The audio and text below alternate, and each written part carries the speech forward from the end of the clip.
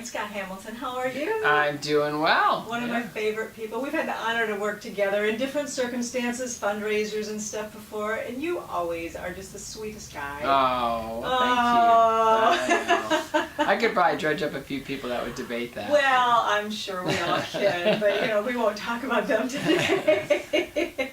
Well, we're going to talk about your event that's coming up next Sunday. Yeah, it's a week from Sunday. First annual.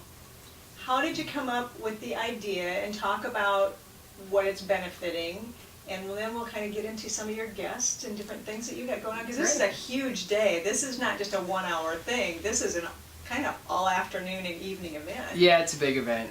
It all started back when I lost my mom to cancer. I was sort of an underachiever, and then I decided that I wanted to do something really special in skating to honor her, and it just sort of was a change in attitude where I decided that I was going to go from okay, I know how to lose really badly, and now I'm going to figure out how to win. And so I just showed up every day. I had her with me all the time. I decided that was going to be a really healthy way to mourn her, so I started fundraising, and I do skating shows to fundraise, which was a really cool way of doing it, because I had a lot of friends, a lot of people knew my mom, and they'd all just come on board, and the shows were great, and people loved them, and they loved the fact that they were doing good. My first ever non-amateur show was after the Olympics. I decided that I didn't want to lose my amateur status by making money, so I decided that I was going to put on a great big huge fundraising show and not be sanctioned, and then I would lose my amateur status that way. There you go. So the show raised, it was the first time I was in Denver performing with the symphony. We made about $250,000 for cancer research, so I think, okay, this is a really good idea. So when I survived cancer, to thank the Cleveland Clinic, I thought it would be really great to put on a big show, and we did that. And then, we started bringing in live music artists, and then it sort of turned into this thing where they couldn't wait to see who was coming in next. I know. And so over the 17 years I've done this in Cleveland. So Nashville, this is the first time in Nashville, but it's the 21st time I've done a show like this. Okay. So we're kind of a well-oiled machine now. Yeah. So we've had everybody in Cleveland from, oh my goodness, Aretha Franklin, Liza Minnelli, we've had Styx, Michael Bolton. We just had Michael McDonald last weekend. We've had Leanne Rimes. We've had Kenny Loggins, Three Dog Night. The list goes on and on and on and on and on. It was just been an amazing opportunity to, meet my heroes, work with my music heroes, and then bring in all my skating friends to work with them, and then they get the thrill of skating to a song that they've heard a million times, whether it be Cyndi Lauper or whoever we brought in, and it's exciting for the skaters, and the audience loves it, because it's a whole different energy. If you go to a skating show and it's a needle drop show, it's really powerful and it's exciting and explosive, but if you go to a live music and skating show, it amplifies everything. Oh, yeah. So what we do is we put on these shows, and the proceeds go directly to our programs. I have an organization called CARES, the Cancer Alliance for Research, Education, and Survivorship. And so what it was designed to do was, truly fill in the gaping holes in the cancer world of information, support, and then to really craft and fund the conversation of what is the research that really needs to be funded. And the crazy thing about cancer research is it's gigantic, it's huge. No one will ever touch the government, but you can totally just continue the conversation of what needs to be elevated. I truly feel like there are treatment options out there that are emerging that need more support, that truly treat the cancer and spare the patient. The Oncology Nursing Society years ago did a survey where newly diagnosed patients, what is your greatest fear? 30% said death. 42% said treatment. So that's broken. Yeah. Right? Yeah. So you embrace the treatment to get your life back, and so you don't lose your life. So what we feel strongly about is empowering patients with or the next cancer survivor with the information they need to make good decisions and to truly understand what they're about to endure, and at the same time raise money for research, find young investigators that haven't been funded yet, because if you haven't been funded, you can't get funded. Yep. Only the federal government can think of that, okay? Yeah. So it's like a puzzle in your mouth. How's that all work? Yeah, you can't get funded until you've been funded. It's a true catch-22. So we're doing the work. We're trying to, now we're brand new as a dedicated foundation. I've been at the Cleveland Clinic. Our main programs, we developed there, are going to remain there. Okay. They're continuing to grow and grow and grow, and they're coming up with new ways of managing them because they're so gigantic. And so that's been really successful. We funded 53 unique research programs there, and so now as a dedicated foundation, or as a 16-year-old startup, I like to say. Yeah. We're doing our first event. We're hoping to spin the turnstiles and entertain people and let them understand what we're about. We're going to be in this community, Nashville. It's the center of the universe, and we really hope to partner with everybody here. The A in CARES is probably the least understood letter in the acronym. It basically means that we're not a silo.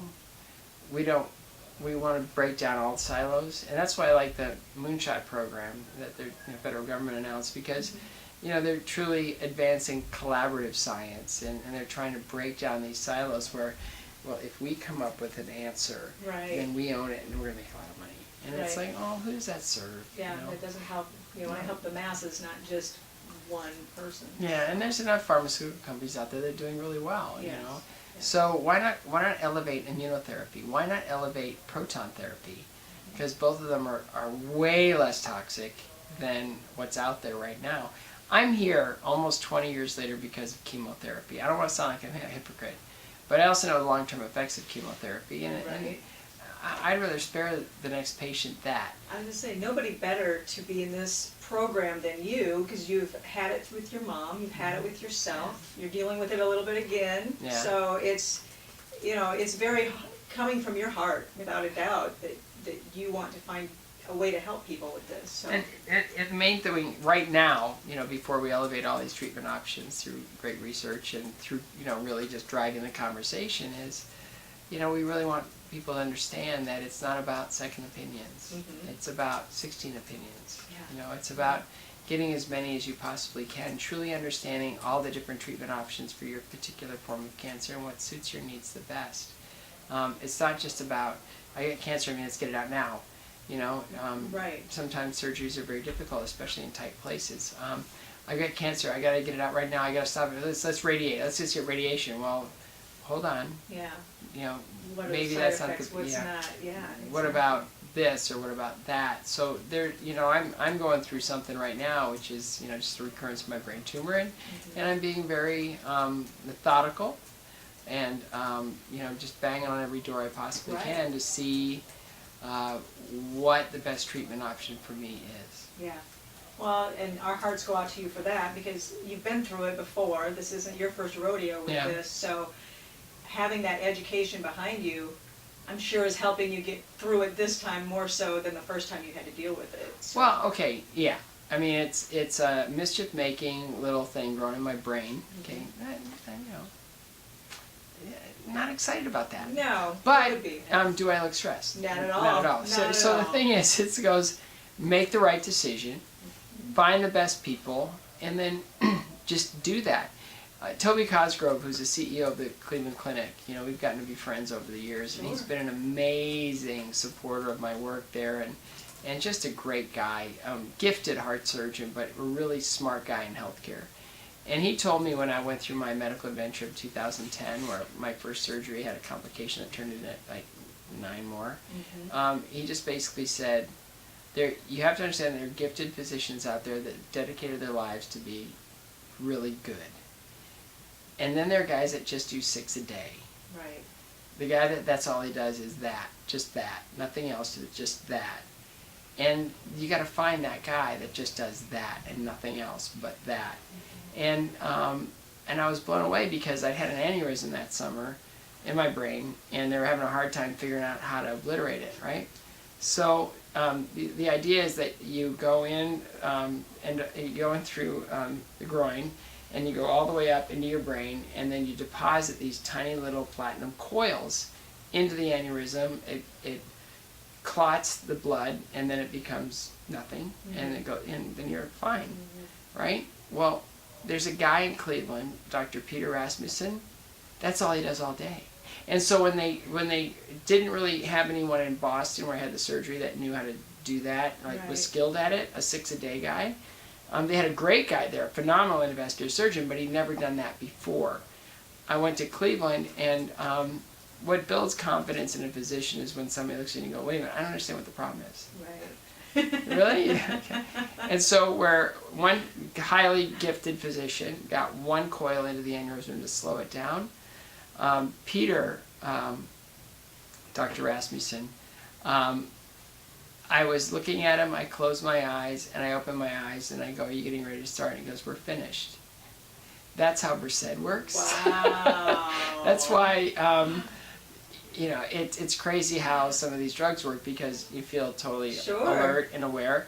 And I go, oh, were you able to get another coil in? And he goes, I lost count. Oh. How many coils did we get in there? Somebody goes, I don't know, I have to check the medical. They had to go back and check. He got 11 more in there. Holy cow. He got so many in there. But that's the thing. That's with any particular challenge. Yeah. It is finding the person. That's all they do. Yeah. Is that. That's awesome. And once you do that, you know that you're getting the best care you can possibly get. But there are different modalities of treatment, and it sounds confusing, but it's really not, because not only is it your life now, it's your longevity and the quality of your life afterwards. Sure. And there's so many different kinds of cancer. That's just it. Well, let's go back and talk about the event. I mean, you've got some heavy hitters coming in, both on the skating side and on the musical side. Yeah, I've got I've got really powerful, famous friends. No, I mean, I'm Forrest Gump. I trip over all these things all the time, and it's wild that the skating industry, from being a perennial loser and just being the kid that was in the crowd, to having the competitive career that I did, and that was remarkable. But all it took was commitment, and so being in that role, but being in a kind of a leadership position at that time, and starting a tour that was extremely successful and actually still exists. Yeah. You get to know people, and they trust you, and they want to get behind you, and I'd like to think that I'm likable. I'm likable. You are very likable. Okay, I'm likable. We won't tell him after we shut the door. It's our dirty little secret. So, on the skating side, it's, they all want to come. Yeah. Everybody wants to come, and it's just, we only have so much room, and it's so much of a show that we can fill. And on the music side, it's been quite extraordinary. I met Sheryl Crow. First time, we just happened to be in the same hotel lobby at the 2002 Olympics in Salt Lake City. She was putting on a concert at the Metals Plaza, and I was doing all the commentary. And I shook her hand, and I was like, wow, what a nice person. Mm-hmm. She's really, what a nice person. You could just tell. Yeah. Genuinely nice. Happy, interested, and I was like, wow, I'm really happy I met her. Mm-hmm. And then years later, she survives cancer, and she moves to Nashville. Yeah. And we get reconnected through the Paisleys, and she just became a member of our family. Yeah. And her oldest son Wyatt goes to school with my youngest son Max, and so they become buddies, and they have sleepovers and play dates and all that stuff. But Sheryl and my wife Tracy become really dear friends, and the first time she did anything for me was we went to see her at the amphitheater on Mud Island in Memphis. Mm-hmm. We just went to see the concert. And after the show, we were just like, wow, that was so much fun. You're so great live, and what a voice. And oh my, we're just gushing and everything. And she looked at me, she goes, I want to do your event in Cleveland. And I go, well, I didn't want to do that to our friendship, and I didn't want to make it, good. And she goes, no, I'm asking you. And I was like, oh, this works. That worked out really well. Sure. And so she, to this day, is the biggest draw we've ever had in Cleveland, by far. By a lot, the biggest draw we've ever had in Cleveland. And so when I knew I was doing this show, I said, will you meet me at Frothy Monkey for coffee? And she said, sure. So we met for coffee. And I go, I'm doing a care show in Nashville. And she goes, I'm in. Didn't even have And to I ask go, about okay. it. I go, well, I want it to be our show. And, I go, I don't want to stress you out or anything, but my thing here in Nashville is, and I don't want to put all that lifting on you, do you think we can do a multiple artist show? Mm-hmm. She goes, I'd be happy to reach out to some of my friends. And so we started reaching out to people, and some couldn't. Some said yes, and they had to pull out. Others was like, oh, it sounds great. Oh, but I'm going to Europe. All these things. Sure. And so she reached out to Jewel, who's on board, and Sarah Evans, totally on board. And then I reached out to Rodney Crowell, totally on board. And then I just ran into Ben Rector at the golf club and just sort of said, I'm doing this benefit on November 20th. Would you like to come out and do a few songs? He goes, sure. Yeah. That, it's like, you don't know how I stress over these things. I stress like crazy. I lose sleep. I wake up at 3 o'clock in the morning going, Now what? how am I going to get this done? And Yes. and how am I going to pay for this? And how is this going to happen? And basically, the best way to build a big organization is to do big events, and it's a lot to manage, and it's stressing out my executive director, Carrie Morgan, who's extremely qualified and very capable of doing this. But it takes a lot of people, Oh, and when we're, as a 17-year-old startup, it's a lot of stress. So we're really hoping to be successful here, and I have we no really doubt want to you will fill be. the building, and there's so many shows here. It's hard to pull people's attention. That is the one thing with Nashville. There's always a lot going on. But, I mean, like I said, you've got the heavy hitters from the ice skating world coming in, and you've got the musical side coming in. So you're drawing people from different things. No one's ever seen anything So, like this in Nashville no, before. I know. And it's really, people that come, it knocks the wind out of them. Yeah. The power of it and the quality of it is so great. And we've done it so many times now that we know it works. Yeah. It really does. Yeah. We've done 3 shows in Knoxville, all with faith-based artists, and it just knocks me down. And then when I see what we've been able to accomplish in Cleveland, and how that's become the #1 fundraiser in Cleveland all year, Mm-hmm. and it's a destination for people now, I said we need to have that It's in huge. Nashville. It We need is to have it huge. in It Nashville really is. because we're going to be housed here in a lot of our programs and our collaborations, whether it be with, in the future, Vanderbilt and Tennessee Oncology and Sarah Cannon Institute, and all the work we want to do in the cancer community globally. Yeah. It's a big deal, and meeting the right people that feel the same way we do, and I'm looking forward to the day when I can look square into Sean Parker's eyes and say thank you. Absolutely. Because man, yes. when you're able to build a company like Facebook, and then you're able to use that money to change the world, oh man, Makes a lot of difference to it a does. lot of people. Really. And part of our wanting to build this thing out and really get people to understand what this thing is, we really want to make it financially attractive. Absolutely. So we're doing, we had to do our ticketing a certain way. We scale the house as you have to do, but we decided that it's a great thing. It's a family show, so let's do buy one get one free. Mm-hmm. Buy one get one free. Yes. So when people go on Ticketmaster.com and they buy tickets to the event, if they put in smile, Mm-hmm.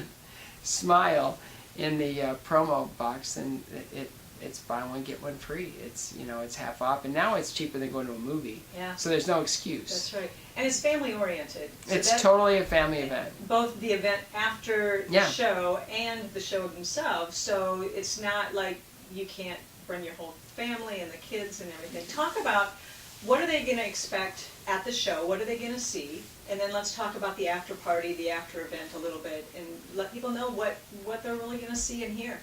So being in the Bridgestone Arena, a lot of people are used to seeing hockey there, and there'll be ice down. But we take the seats all the way to the ice so it has a theater feel to it. And then at the end, on a riser about that high, which means that our musical artists are going to have to wear boots. Yes. Because their feet are going to get cold. Bet on those risers, yep. Yeah, so the artists are basically on the ice too at the end, and you'll hear every song you hear, you'll know because they're all iconic or they've been huge radio hits. Yeah. And you hear this great music from phenomenal, successful artists, and in front of that is explosive, athletic, incredible skating. Then there's beautiful skating. Then there's romantic skating. Then there's all these great different styles because each artist brings what they bring. Exactly. And you see 6 foot tall Ryan Bradley go upside down, totally laid out. It's like, what? Who does that?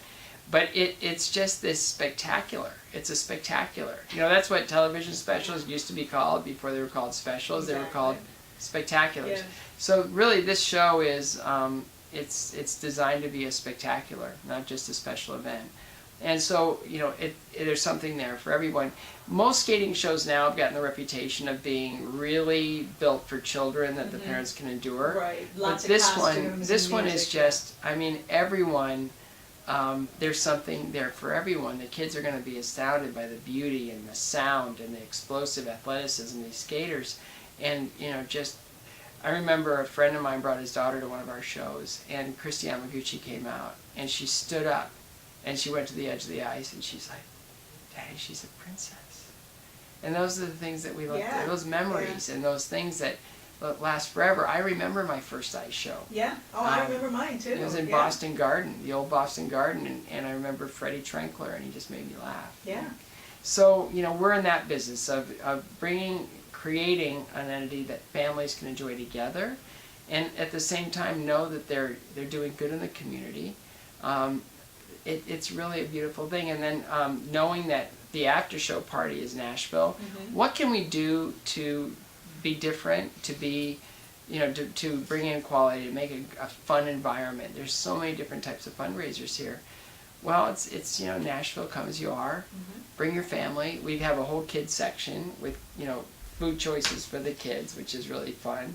And then they have their own dance floor, so they can go out and they can have a great time and not break anybody's hips on the adult dance floor. So we celebrate life. There's a great fun dance band, and we've got a wonderful, beautiful, amazing silent auction, and we have a live auction where we're going to auction off a Rob Hendon guitar. Rob is going to be there painting the guitar so people can watch him build it. Amazing work. Well, so his career is just doing that. So yes. Rob and I met when our kids went to grade school together, and he's just that sweet man. Yeah. So Rob's going to paint a guitar live there that cool. we know will represent the event and everything else, and we'll auction that off, and we'll have a lot of other things there as well that unique things that will truly be attractive to people, and all of that supports the next person facing this insidious disease. Now the statistics are alarming.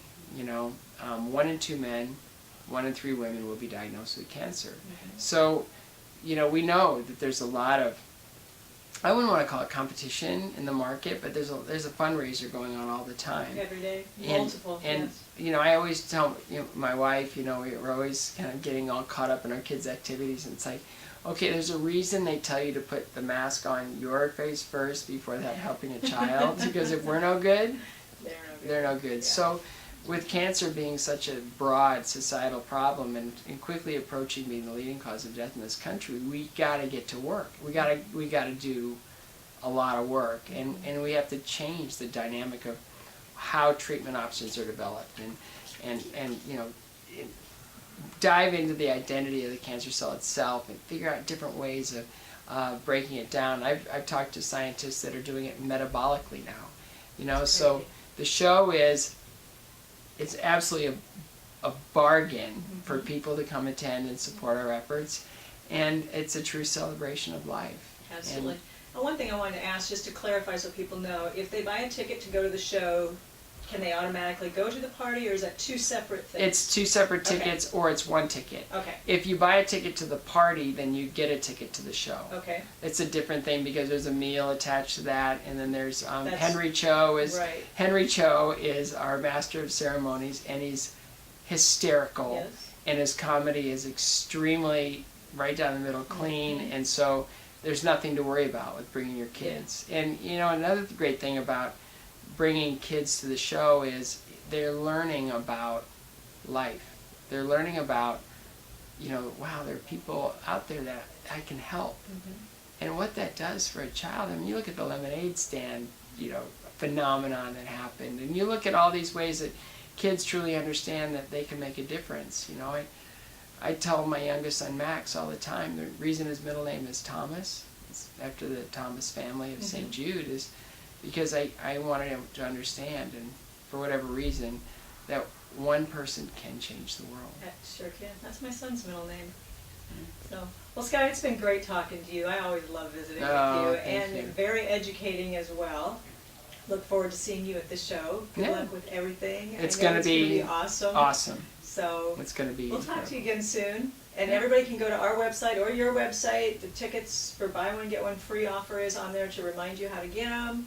And scottcares.org. Oh yeah. Yeah, you have to say it. We've got somebody in the corner here. Yeah. Just reminding me of we missed a page. Oh, we missed this. Yeah, you know, for anybody that wants to come, scottcares.org will tell them everything they need to know about what we're doing, what we've done, where we hope to go, and how to buy tickets and how to connect to this event. Again, promo code SMILE, and that'll get you buy one get one free.